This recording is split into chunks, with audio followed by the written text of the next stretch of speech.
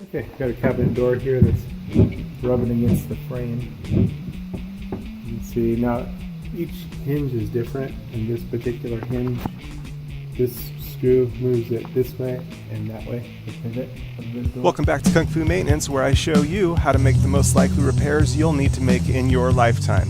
If you'd like to get the latest videos, subscribe and then hit the little bell icon right at the subscribe button, and it'll notify you of any new videos when they're released for you. Okay, got a cabinet door here that's rubbing against the frame. You can see now each hinge is different, and this particular hinge, this screw moves it this way and that way, the pivot of the door, the whole door. And sometimes you just gotta try each of the different screws.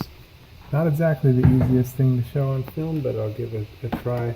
And these particular hinges don't have a whole lot of movement, but you can see this one brings it closer or further away from the frame.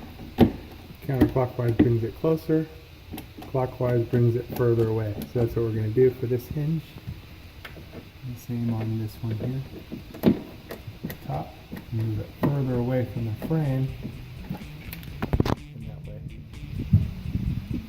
Oh, more rubbing.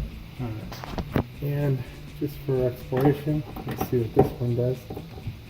This one moves it up and down. So I don't think I need a deal there, but so. Or maybe I This one do. moves the screw up and down. Looking at the Or video, moves it up could and go down. up a little bit. This one moves it side to side, and this one moves it front to back, forward or closer from the frame. We're all fixed there.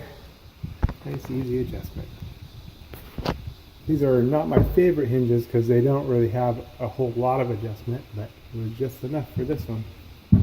A quick search in my YouTube channel, you should be able to find a bunch of material that'll be helpful to your maintenance needs. Also, links to the tools and parts used in the videos are in the description below.